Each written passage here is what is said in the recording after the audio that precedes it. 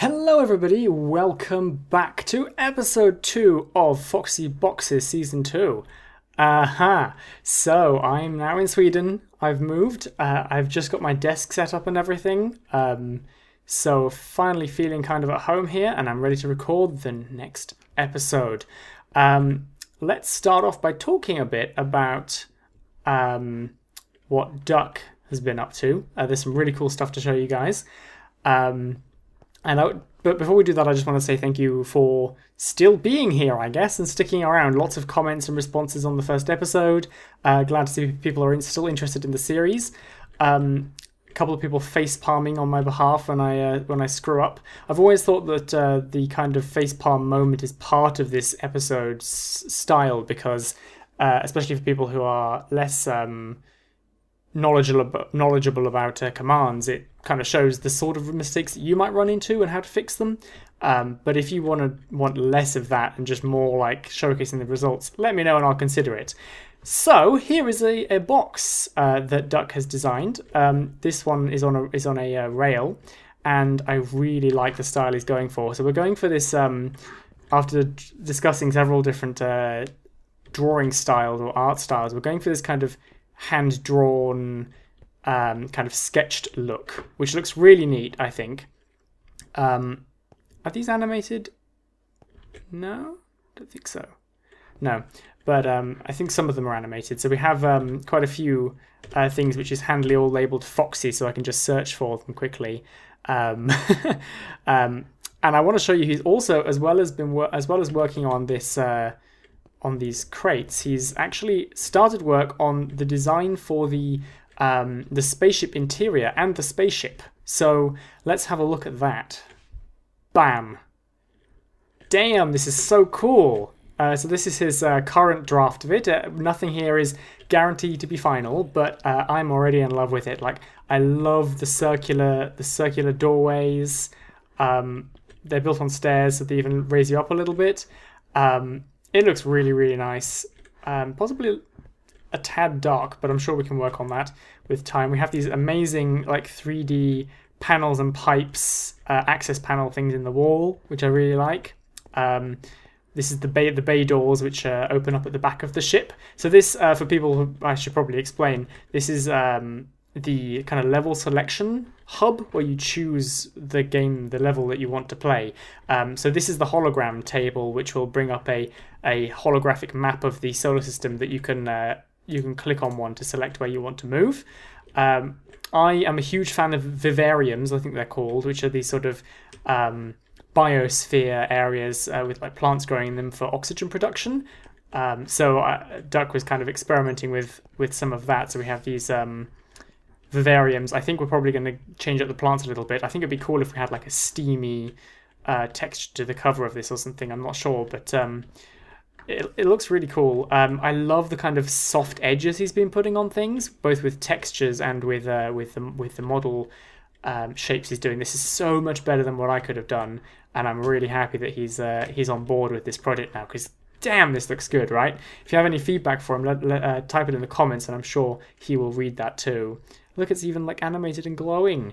I think it'd be interesting if we could have like some apertures that slide open and shut over this. I don't know whether we'll need that or not, but oh, that looks so nice.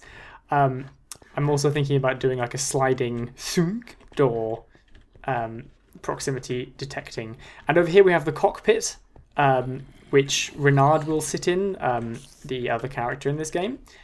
And this is kind of the place where you steer the ship from, and not all of the textures are done yet. There's probably a lot of clutter still to go in here. We want to add like instrument panels and desks with like medical equipment and like pipettes and test tubes and what are they called? Culture dishes, petri dishes and things like that. But yeah, it's looking so nice. His attention to detail on texturing is just phenomenal. I love working with Duck. And we actually have a game out. Duck and Noodles and I, who are the three people working on Foxy Boxes, have just released a game. If you didn't see that yet, there is a trailer on my channel for Creeper Factory. you should definitely buy that. Support us a little bit. It's a fun little mini game. Duck did all of the art for that as well. This is a hatch. We're thinking about possibly maybe having a level that is on the ship as like a mid-game kind of thing to break up the story a little bit, where you have to go into the ship and make repairs, because we can have a sort of we can have a slightly different style, some new mechanics and things just for that level, which could be kind of fun. But this is how it's looking so far. I think it's looking really nice. I love the sort of the curved feel to the edges of things. I think it's looking really good. So that's the update from Duck there. Noodles is planning everything out at the moment. He's working on kind of rewriting the script that I'd already written, like the dialogue for the characters, for the voice actors, and kind of just generally laying out a timeline for the project, I believe. So he's kind of not so much to showcase right now, but he's doing some pretty cool stuff. I don't think he's started on the music yet. We wanted to settle on an art style before we got into the music, because we decided the art style would affect the kind of music we would have. And I think we're kind of getting somewhere now with this sort of drawn, slightly grungy kind of thing. So yeah, feedback. I'm sure Duck will read it if you have any. And let's jump back to other things. Before we do that, I just want to add that Duck did all of that in like 2 days or something. And this was my attempt at building the spaceship interior from quite a while ago, when I was planning to revamp Foxy Boxes, and then everything changed again command-wise, and I didn't even get very far at all with it. I didn't get any texturing done. I apparently tried to do some kind of tilted pillar, but I don't know what is going on with this texture. I think the textures might have broken with the update, I'm not sure, but yeah, but you can see I was a fan of vivariums at the time too. Like, I have my little plant growing thing over here. So this is just... with Foxy Boxes, I wanted to do everything so I could learn how to do everything. And I think the most important lesson I've learned from Foxy Boxes is that you can't be good at everything, and working with people who are good at their bit is the best thing you can do. Like, surrounding yourself with people who make up your shortfalls. I still learned a lot. You know, I learned a bit about texturing and modeling and stuff, but I think I have learned where I'm just not as good as other people, and I'm really glad that there's other people taking part in this project now as official kind of members. Yeah. So speaking of my part in this project, let's talk a little bit about the last episode and the cameras. So after a lot of discussion with people, I'm gonna have to make this a first-person game. There was a little confusion with it, with people talking about they didn't understand why some people didn't understand why I wanted a third-person camera. Some people didn't understand why the camera methods that were suggested weren't right for the project. And some people... I feel like there was a third thing. I've just brain farted. Hang on. Well, I'm sure there were people who thought a third thing. But the points I want to make is that the issue that we have, basically, is that we can't control where a player is looking without teleporting them. Like, you can't move the direction that the camera is pointing without using a teleport command to change their rotation. And if they're inside a vehicle and you teleport them, then they get ejected out of the vehicle. So that doesn't really work. That is both so that we can fix the camera and stop them looking in a direction we don't want them to. So this is our level. It goes this way. We want the camera to point forwards. And if somebody nudges the mouse and wants to look over here, we want to stop them from doing that. But also so that if we look at clips from, say, Crash Bandicoot, you'll see that the camera is basically on a rail. So when Raposa moves forward, we move forward, the camera moves forward and backwards to follow her. If she moves to the left and right, the camera will very slightly tilt in the direction that she moves, just to open up a little bit more visual space. And if she jumps too high, the camera might kind of do this with it, which looks really nice. And that's what I wanted to do. But we can't teleport them like that. What we could do is put them into... just teleport them without being inside an entity, like in Game Mode 3, in which case the problem becomes that in Game Mode 3 we don't have any controls. So we have to somebody wrote a mod, I believe, which lets you put game mode and then a number again. I really don't like having to do this, especially since spectator and survival both start with S, so it takes even longer to type. But yeah, if you're in spectator mode, you can't detect when somebody jumps. You can't detect when somebody clicks or right clicks without them spectating an entity which moves the camera, which is useless. We can't tell when they open the inventory. They can't move things in their inventory, so we can't even do anything with that. You can't press Q to throw items. You can't press F to switch items in your offhand. So there's like very little controls. And if we put them in adventure mode, then the problem becomes that, well, I guess you could do that, but there's still the screen jitter issue of teleporting people in place all the time, and detecting WASD movement in that. Plus, in adventure mode, they can't jump or crouch and have that detected when they're in midair. So it's not going to work. I really, really wanted a third-person camera. The reason is because it completely changes the way you design levels. It means that things are seen from a very specific angle, which allows you to shape the level in a certain way. So, for example, in a we're just talking about some game design here and some camera work. In a level where the camera is fixed, you can have a secret like this. So your player runs along here, jumps over here, and the camera kind of follows them like this. And just as the camera clips over the edge of this ledge, you might be able to see like a little hidden secret, like a box or something. But if you're in first person, you'll probably see that the moment you jump down here. You can still kind of encourage people to look in a direction, and they might not look behind them and miss it, but the shape of the level completely changes. People can look around, see it from different angles, and the way that the puzzles are designed and things change quite a lot, as well as the parkour. Another reason I wanted a third person is because you can't control player movement very easily. You can use levitation potions, and you can use like slow falling potions and things like that to change their movement. But with an armor stand, we could completely choose exactly how they move through the air and how they jump, and that would have given us more options to have tighter controls. So that's why I wanted a third person camera. But we don't seem to be able to do a good camera, not one that I'm happy with, so we're going to go with first person. And this episode, I guess what we're going to make a start on is the crates, jumping on the crates, interacting with the crates, because we need to decide how high you bounce off a crate and the kind of movement that the player has before we can design any levels. Because if we design a level and don't realise how high someone can jump, they might be able to escape the level, and we'll have to design the whole thing differently or put in invisible walls, which are never fun. So that's what we'll be doing in this episode. Alright, welcome back everybody. I realise it's just been a quick cut for you, but it's a few days later. I have a new keyboard. This is Noodles. This is the third keyboard I have used for this episode, which is kind of stupid. But yes, before we get started with crates, I just wanted to say that we now have a server set up, thanks to Transport Layer, one of the Game Mode 4 system administrators, with a load of stuff in it. So Duck can upload his resource packs here, and Noodles can do stuff, and I can do stuff. And I want to push this button because I didn't show the spaceship, and I'm pretty sure this is going to summon... Oh, yeah. This is the exterior of our ship. Size to be determined, but this is going to be about the right size, I think.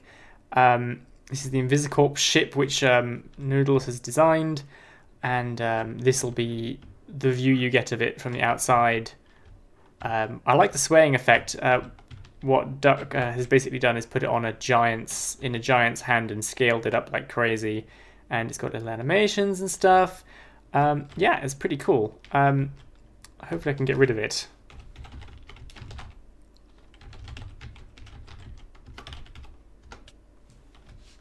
There we go. Here's a little tiny version of it. Okay, so Noodles is currently over there. He's working on episode 3. He's currently recording, so I think he's actually going to have some footage for the next episode. And if you look carefully in episode 3, you'll see me in the background of episode 3 working on episode 2.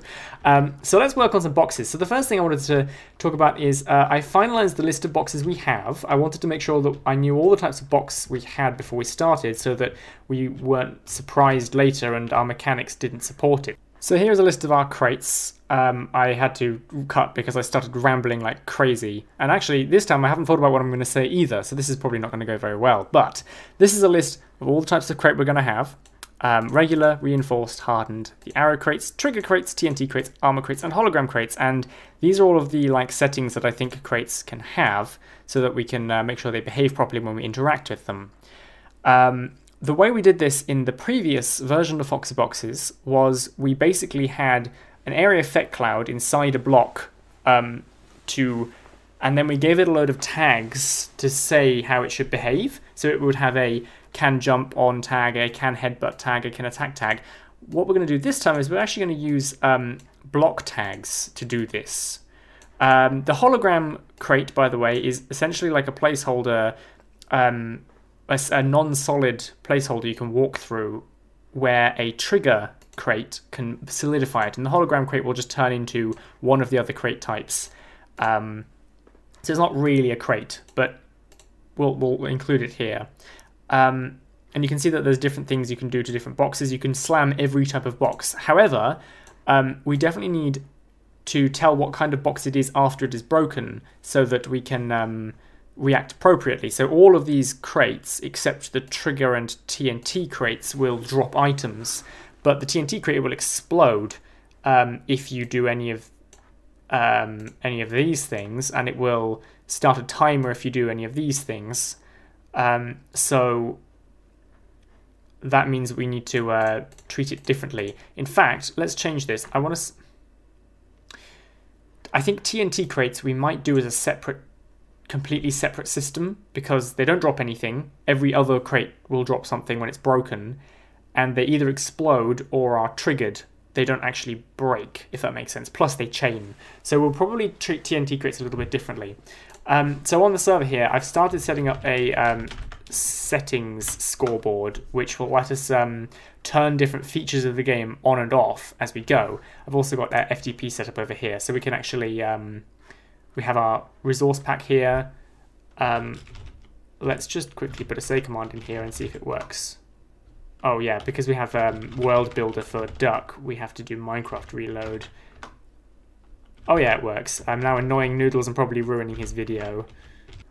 So our tick function runs every tick, and we are going to put the base control system for our project in here. So just for now, all we're going to put here is a test to make sure that to see whether boxes are allowed to break, and then we'll branch off to a new boxes function if that setting is turned on. So for example, if we're in the spawn hub, we can turn all the box detection stuff off to improve performance, because currently there are no boxes to break. If we're in a cutscene, we'll turn it off as well, that kind of thing. I've run into a problem of not knowing what these blocks are. There's no test. Like before, you used to be able to do test for block, and it would say, could not find red glazed terracotta, found whatever the block was. But now it just says test failed. So I don't know what these are. Because he's renamed them. So it's just called Foxy Crate. I can't tell what it is. I mean, the images in my local download are called image 1, image 2, which isn't helpful. No! The language file has all of the default languages in it. All the default text. I'm sure when Duck sees this, he will tidy up or provide me with a list of blocks or something. Oh, this is looking good. Here's all the glazed terracottas. Foxy Crate is brown glazed terracotta. Okay.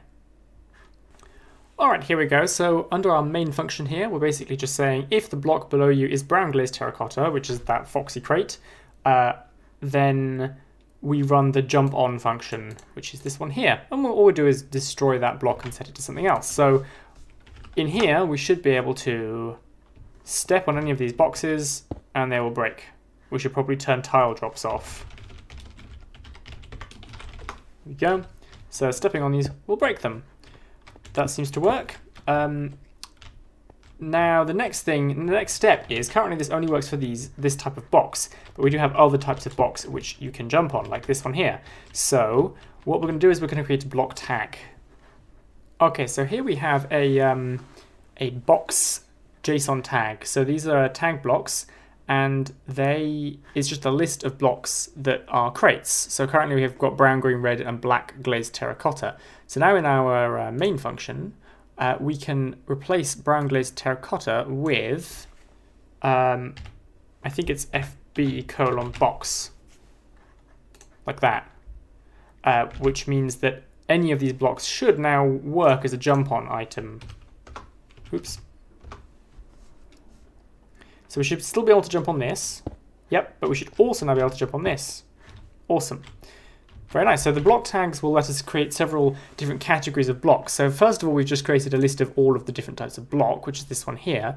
But we can use block tags as well to list the different properties of blocks. So once we've got the jump on function, which currently just destroys the block, instead we can go, if the block belongs to the block tag bounce when you're stood on it, then we run a side function for bouncing.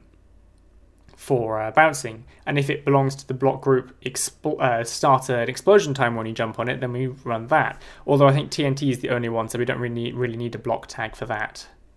I was going to put this under the jump on mechanic, box can jump on, but actually we just need to do this on main, because if you're stood on a block of any other type, then nothing would happen. So only the ones that you can break on would actually matter here. Okay, so I've commented and labeled this now so we can see which box is which, and we have two new tags. We've got the box can jump on tag, which is this one here.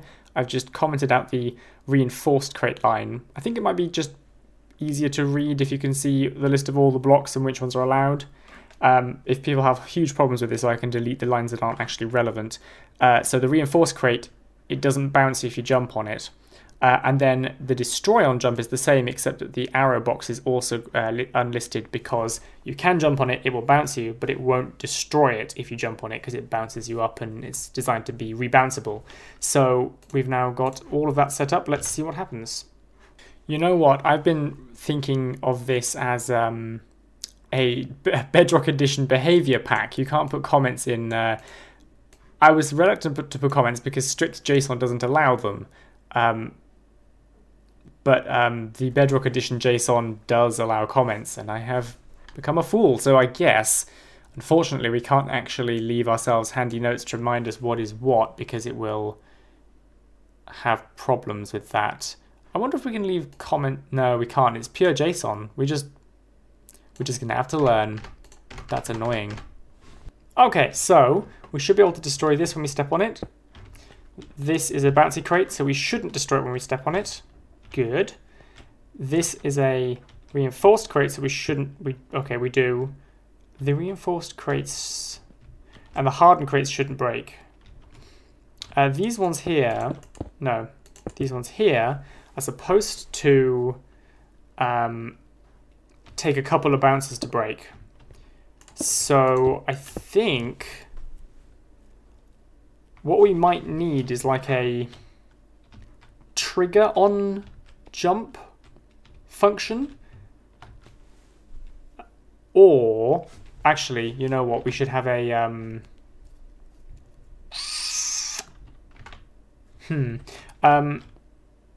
the TNT does something when you jump on it, but it doesn't break. And the reinforced crates do something when you jump on them, but it doesn't break, other than bounce you. Do we need a so the destroy on. See, now I don't know what these boxes are in it. Wait, the comments work in here? It didn't complain about. Is it because I'm not using this tag? I think I'm not using box.json anymore. Destroy on jump has two boxes in it. Brown and green, which is box and box hardened. Okay, next we want to do if block Facebook, Foxy boxes, box can jump, which means it'll launch you. Run function. Well, I guess we can just give them the potion effect. I think we used jump boost and levitation let's just see what jump. We'll use levitation just to check it works. Effect at S. Oh, it's changed, hasn't it? Effect give at S. Minecraft levitation for 1 second.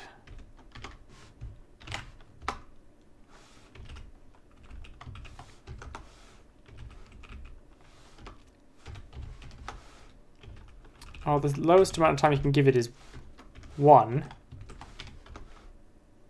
It's not really the bounce effect I'm looking for. I guess we can wait a tick and then clear it. That'll be how you do it.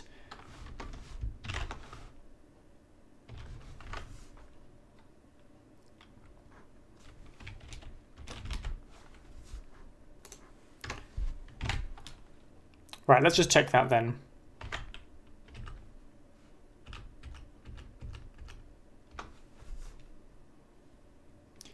Okay, so this should launch us and break. Nope.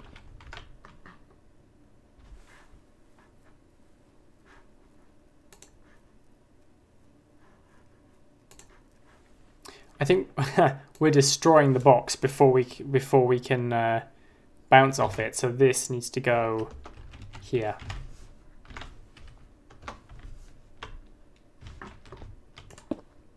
So this one should be destroyed and bounce us. Yep, cool. This one should bounce us but not be destroyed. This is first class bouncing mechanics. Like, I don't think we need to change anything about how this works. This next one should bounce us but not be destroyed as well. We also need to send it some information to say that it's how many times it's been jumped on. And then this one here shouldn't bounce us or break. Cool. This is working. Nice. I think what we need to do is if either of these things are true, we need to store an entity inside these boxes, because we need, once the box block is gone, we need to summon some items. And also if you reload a level or you reload from a checkpoint, we need to be able to replace the boxes, so the entity will mark where the box should go once it's been replaced. So what we will do, I think, is if a box matches one of these categories, if you can jump on it, or actually destroy on jump, and both of these actually, we should send like an event to the entity inside the box telling it what's just happened to it so that it can react appropriately. So for example, if you can jump on it and it's the reinforced one, it will have an internal counter which when it reaches 0 it will give itself the destroy instruction. I think that's going to be the way to do it. We don't seem to have a TNT box yet. I'm sure Duck can work on that soon. And by the way, I'm aware there is some like Z fighting occasionally on textures. Duck isn't finished with this stuff yet. But it's all coming along really nicely. Have I shown you the control panel over here? Oop, I jumped on a box. These are the fuel cells down here. We've got this lovely control panel with a little glowing flashy thing. It's really cool. I think, oops, I'm going to, because we've kind of done boxes like this before, and this episode's getting kind of long, I'm going to do the same thing for the underside of the boxes, so like headbutting them, and change the mechanics a bit. For example, right now you can't, you can stand on the edge of a box and it's not going to break until you actually cross into the space, which isn't correct. So I'm going to do all that off camera for the next episode. I'll kind of run through how it works briefly so you can have a look at the code if you're wondering how you do it yourself. And the next episode we should be including some footage from what Noodles has been doing as well to change things up. So thank you very much for watching. Love to hear what you think so far. I'll continue polishing the way these boxes work, and I will see you in the next episode. Remember, if you want any feedback for Duck on these textures, you can leave them in the video description. See you guys next time.